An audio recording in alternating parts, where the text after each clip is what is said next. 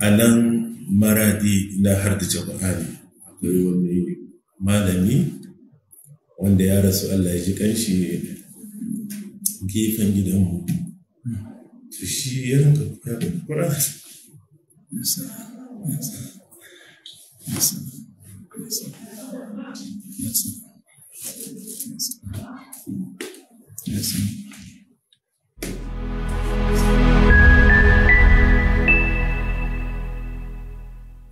Muna son mu je cikakken sunan malam daga farko. Ni sunana Sabiu, haka yake rubuci Sabiu da suka bata shi, amma asalin shi Muhammadu Sabi'u ne. Ɗabi'a ta Afarika suna son dukkan ‘ya'ya su zamo nasu Muhammad. Dan su mai bambanci tsakanin Muhammad da Muhammad sai a sa Muhammadu Awwal, Muhammadu Thani, Muhammadu Thalith.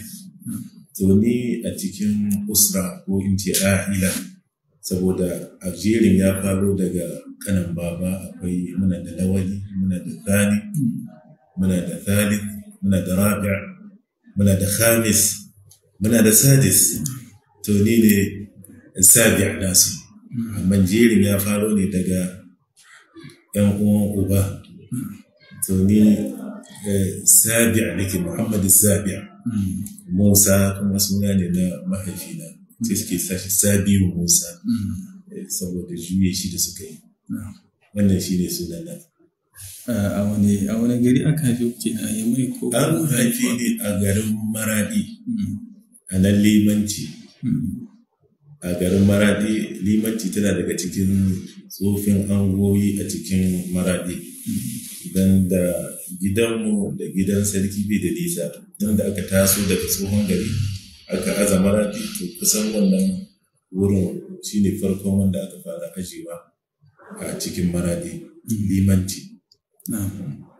Kina can ka fara karatunka na Islamiyya ko? Na'am. Can ka fara? Na'am.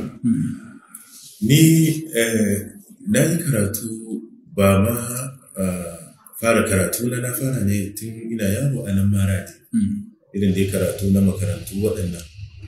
Kuma na ji haddar Qur'ani a Maiduguri. To sai dai saboda yarinta wasu abubuwan ba su kula da kyau ba. A nan Maradi na hardace Qur'ani. Akwai wani malami wanda ya rasu, Allah ya ji kanshi, gefen gidanmu. To shi ya rinka koyar da Qur'ani.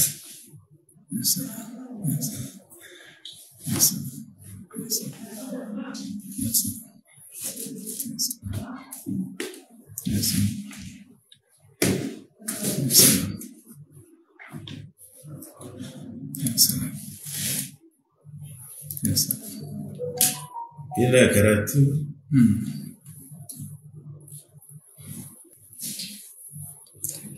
sai ce mani,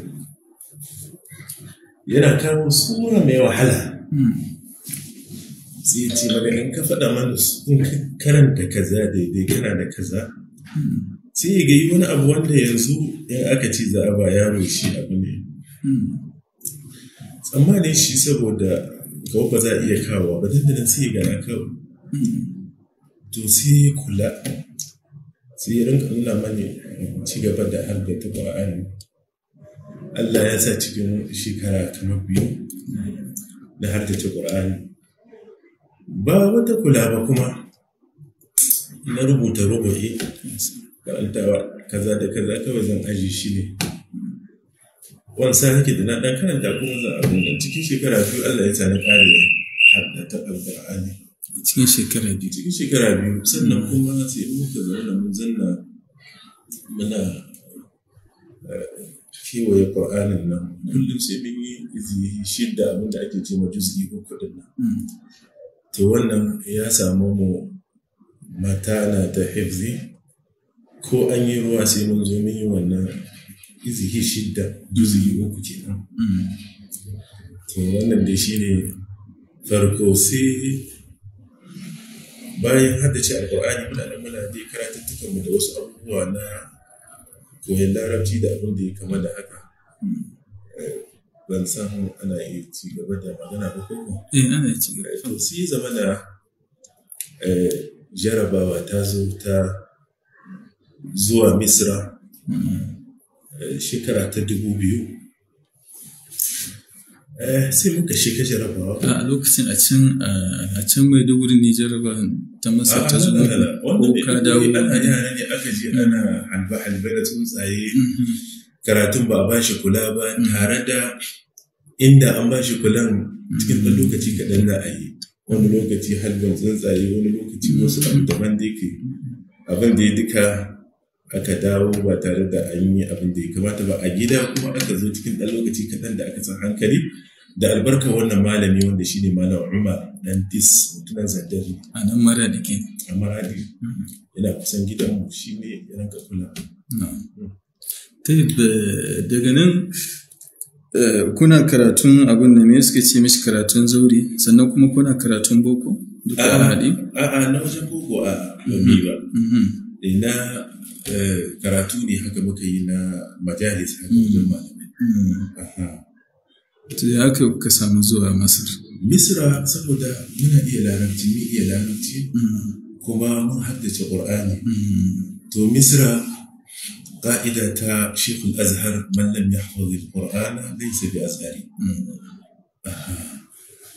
To lokacin da muka je zuwa Misra sai muka je jarabawa.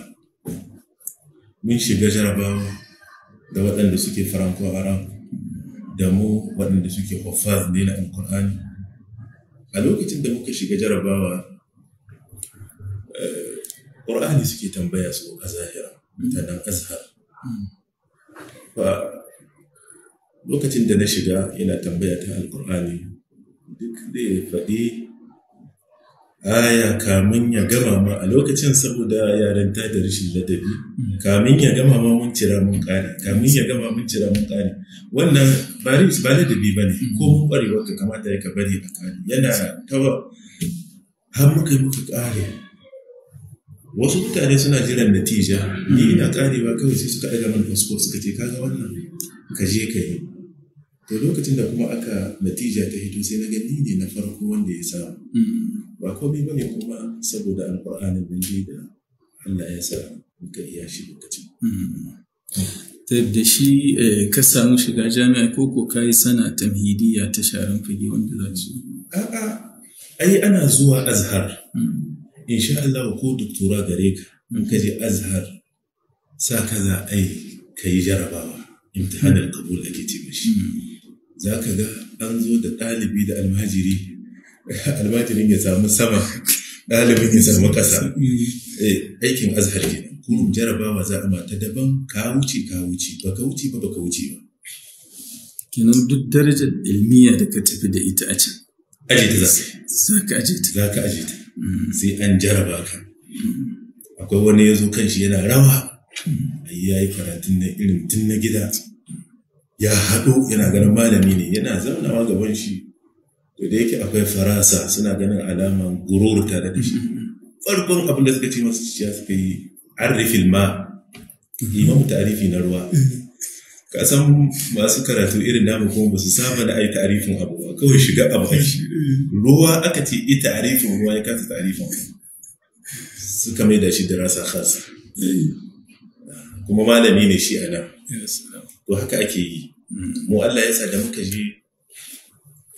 yi jarabawa sai muka samu thanawi wanda ana yin shekara kamar wajen 7 kamun aka yana akwai mutanen da sun gabace mu da shekara 5 ba su samu wannan ba to mu muka samu thanawi muka zo thanawiyya a Azhar ta fi jami'a a wasu wurare don haka in kai istihkam na thanawiyya a Azhar ba inda za ka shiga jami'a ka ce wai ka samu su'uba wadda take za ta iya gagara ka abadan ana ba da karatu bi gazara bi sababi alfiya ta ibn malik ana ɗaukar ta a thanawiyya gaba ɗaya na hawanta da sarfinta balaga haka nan ulumul qur'ani haka nan ulumul hadisi haka nan